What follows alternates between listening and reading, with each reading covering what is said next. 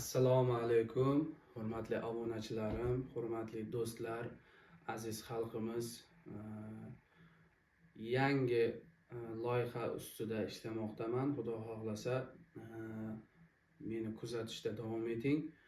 Har kecha bitta kuy ustida, xudo xohlasa, siz aziz do'stlarimizga, akalarimizga, ukalarimizga ijro qilib yetkazishga harakat qilaman. Va sizga yoqadi degan umiddaman. Eshitib dam olamiz. Fikrlaringiz bo'lsa, kommentda qoldiramiz. Qo'llab-quvvatlaysiz degan umiddaman. Rahmat hammaga. Eshitamiz, baho beramiz.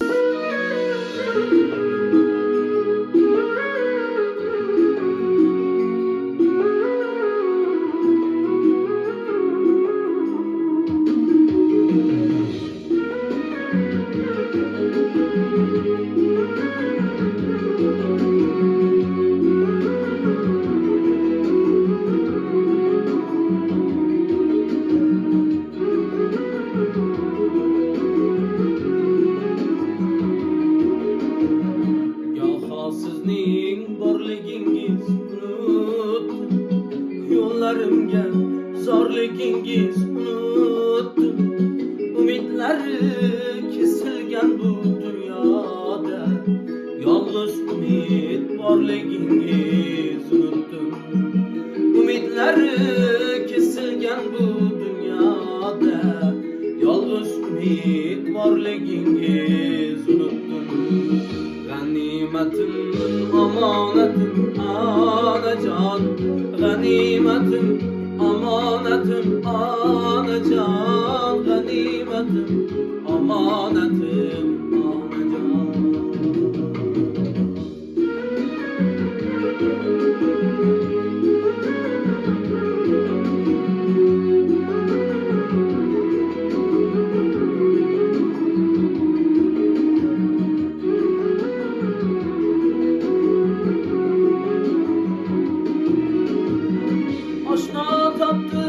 Lekin do'st topmadin, oq ko'ngilli bir qora ko'z topmadin.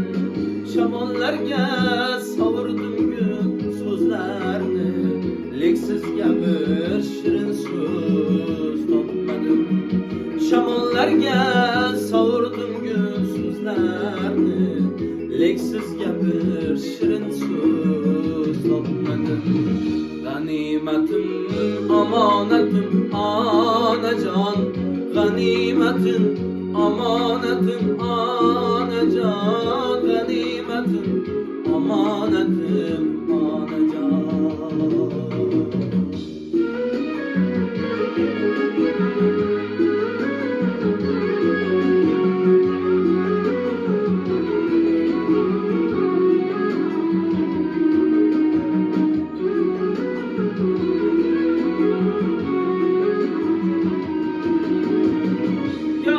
Felak menga bag'ri tosh keldi,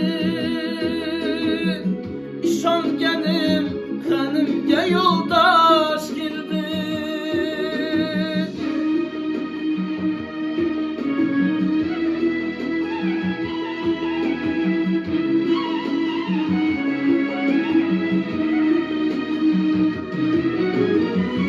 Omad ketsa hamma kuldi üstümden, fakat sizin gözingizge yosh keldi. Hoki koyingizni ko'zimga suray, o'zim yarim ko'nglingizni to'ldiray. Bir chekkaga surib qo'yib dunyoni, uzun bo'lib yoningizda o'ltiray.